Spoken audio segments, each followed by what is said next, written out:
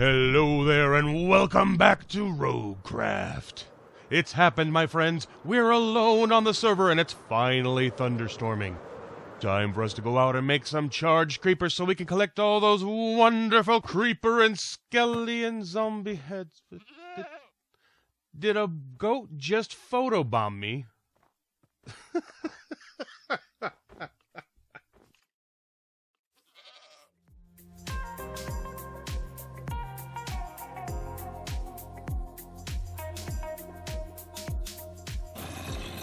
Hello there and welcome back to Roguecraft. Again, I've been out making charged creepers so I can collect skelly, creepy, and zombie heads, and I seem to have gotten the attention of the mob down below. I'm sorry I made that joke about your mom. Your mom's? Either way, I'm sorry and I promise no more zombie mom jokes in the future. Zombies can be so easily offended, can't they? Seriously though, this field out behind my base can be very dangerous during a thunderstorm. All the caves under and around the base are lit, and I've been spawn-proofing the hills and mountain area around the base as well, so the only place mobs can spawn is over here in this field. It makes for some interesting charged creeper fights, to say the least. That said, I know I've spent a lot of time in the Nether recently, so I thought we would take a break from it for an episode or two and check out what's been going on around the base.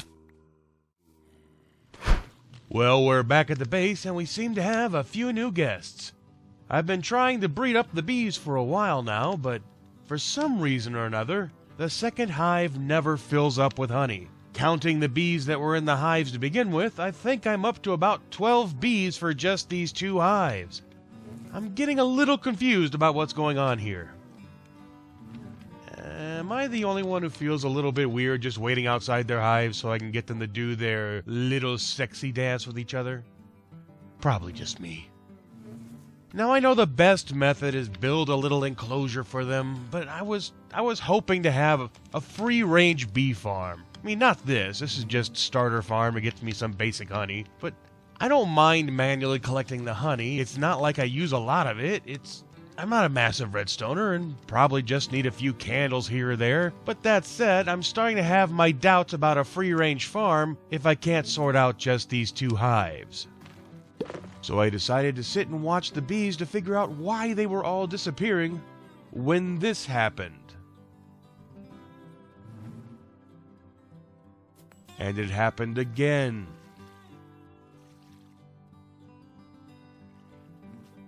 And again. It doesn't say it anywhere on the Minecraft wiki, but apparently bees are avid mountain climbers. Once they make it to the top, they forget where the hive is and never come back down. Seriously though, I'm guessing there being two different Y levels over the same XZ chords is confusing the bees' AI, so I guess I'll try moving the farm. Let the Minecraft science begin. And then I saw a squirrel and started chasing that. When I got back to the base, I decided to do this instead. The time has come, my friends. It's time to organize. Oh yeah! Woohoo! Yes, I know. Exciting stuff. But it has to be done. We need to move all my hoarded little goodies into the mountain. I've been putting this off until I had shulkers to help with the move, and I guess I just can't put it off anymore. Flash forward past the boring stuff. As those who have watched before know, I like to hoard stuff. If I were to make a massive storage room, I guarantee you there would be a chest full of rotten flesh. An item that, other than eating one piece to get an advancement, has absolutely no use in the game. So this year, I'm going to go with a more compact storage area. Something that puts the shulkers to use. That way, if I need something, I just grab a shulker's worth and I'm off to the build site. And here's the semi-finalish storage room. Some of the chests don't have signs yet because, well, it's still early in the season and I don't have the items to put in them yet. This just gives me room to grow later when I get all the wonderful items like terracotta and concrete that just fill up chests like you wouldn't believe. While I was working on the storage room, I had another random thought. On the east, I have the ocean and the water flows into the bay out front. On the west, I have a river that flows in from the same ocean, just on the other side, but dead ends around about here.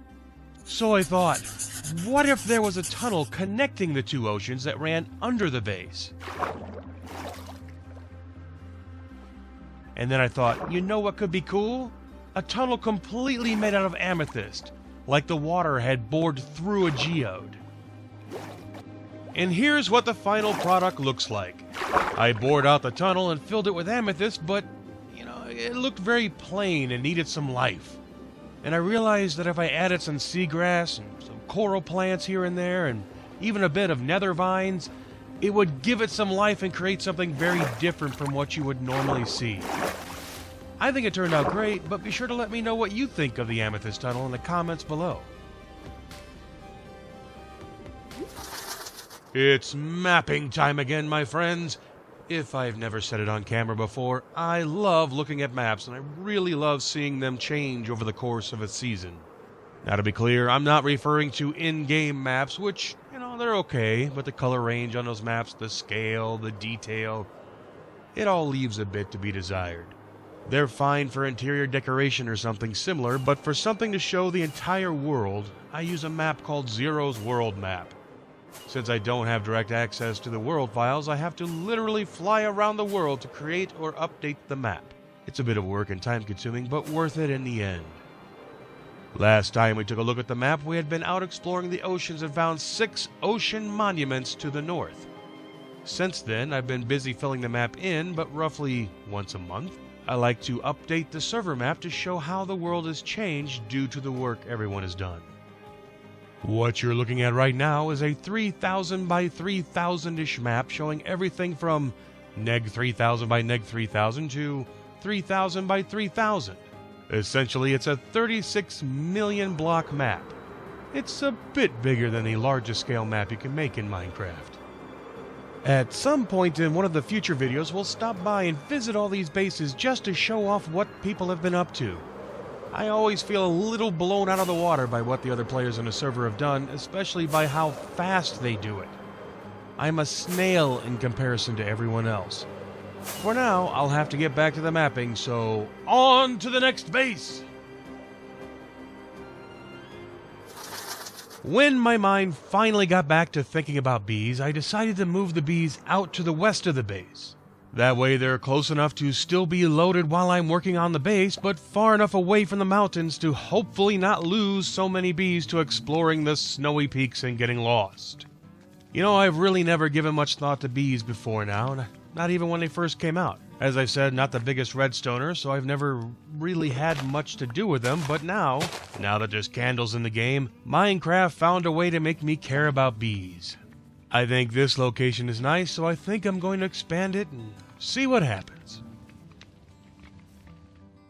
Much later. Well, we're back and everything seems okay. There's more hives.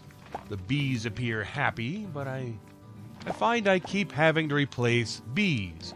It took me a while to figure out why, but do you know what I found? Bees be stupid. That's what I found. I mean, look at this. Water kills bees. What are they doing out here? They're actually out in the middle of the ocean trying to pollinate seagrass? I don't know why, but there you have it. Not only do bees like to explore mountaintops for no reason at all, but they apparently like to explore large bodies of water. Busy like a bee? Psh! Busy killing themselves, maybe. I give up. It's time to find a new location where I can box them in and they can't hurt themselves. And I think I found the place. This little alcove over here looks just about perfect. But before we start work on that, how about a little advancement distraction? I know I said we'd take a break from the nether this episode, but this doesn't count. And there it is. Thank you, valiant steed. May you stride the lava oceans for many years to come. We're out in the jungle hunting for the elusively evasive green sharp-toothed seed eater that's known to live in the area. Oh, and there's one now, hunting its natural prey, the undead skeleton. Oi! Go away, you stinking vermin! We're shooting a documentary here! This one just hurts to have to use a netherite ingot to get it. I guess I'll put this compass I'm never going to use back in the chest. Recently, we thought it would be fun to add the Blazing Caves Advancement data pack to the server to add a bit of life to the achievements overall. Right now, I'm going after the Fly Up to Y Level 10,000 advancement. And there we go. Let's see what we got for achieving that one. Looks like we got some experience and the Ad Astra trophy to hang on the wall. For those unfamiliar with the data pack, it always has rewards for you depending on the difficulty of the achievement. Anything ranging from just experience to trophy items to useful items like netherite ingots. I'm not too worried about chasing all of the advancements, but some of them seem like a nice break from normal Minecrafting. On to the next one! Before the Nether update, crafting a diamond hoe and breaking it were an achievement. Afterwards, it changed into craft a netherite hoe, which really wasn't much of an achievement. I mean, crafting a hoe and keeping it. Yay! That doesn't really say much about dedication. Now, making a diamond hoe and breaking it through use, that's what I call dedication. Thankfully, Blazing Caves added it back in. Any guesses what this one is? I'm riding a saddled pig that is inside a boat that is also inside a minecart. Definitely not something I think to do every day. So I've been thinking about what to do over here and thought about maybe a huge beehive filling in that space or something like Pooh Bear's honeypot. But then I realized the only reason I was thinking those things was that was what I had seen others do. I don't want to just copy what others had done, and also because it kind of violates my rule for builds in general. It's kind of hard to explain, but basically you go off in search of an area for a base. You find something that looks cool, and then what most people do is completely change the way it looks, which kind of destroys what drew you to the spot to begin with. The way I like to work on my base is to accent what was already there, you know, try and keep the general feel of the landscape and what drew you to it to begin with. So for something like this, where it's essentially a farm, I want to hide it away inside the mountain. And since this is the Caves and Cliffs update, it kind of fits the overall theme of making caves for everything. I don't know, it's hard to explain, but we're going to stick the bee farm inside this cave here. As you can see here, I set up some dispensers and note blocks. Eventually, the hives will be placed on top of the note blocks. You know, I'm just kind of playing this by ear. No idea if it will work the way I think it will, but I do know that this one here is out of place. Let me get that fixed. I've been placing levers down here to power the rail system up above that's going to, fingers crossed, collect the honey.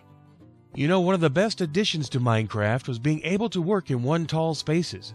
Being able to crawl makes things so much easier. You know, floating shulkers aside, I could look at this all day. I know right now nothing about this little cave screams home for bees, but bear with me. I think you'll be surprised by how it looks in the end. Just look at that minecart go. After figuring out that crazy minecart track, I added in some hoppers leading into a small item elevator. So when some items get dropped into the hoppers, they feed into the droppers, and the observer tower keeps triggering the droppers until the comparator says the bottom dropper is empty. Easy peasy. Everything that the cart picks up ends up in a chest at the top of the elevator. That's the plan, at least. And here we are with the bee farm finished. You know, I would like to be able to say that I recorded footage of me finishing the farm up like any sane person would do, but when you start talking about what sane people do, well, that's when the problem becomes a bit more obvious. I didn't record any of that footage, but here you can see that after I moved the bees out of this area, I just filled the hills with wheat and beet. Not only does it add a bit of decoration to the area, but it stops mobs spawning there at night. What do you say we take a look at the farm itself? And here we are. I decided to just cover everything with moss so it has that nice green background everywhere, and then just went nuts placing flowers and azaleas and spore blossoms. Oh, sorry, Mr. B, I didn't mean to get in your way.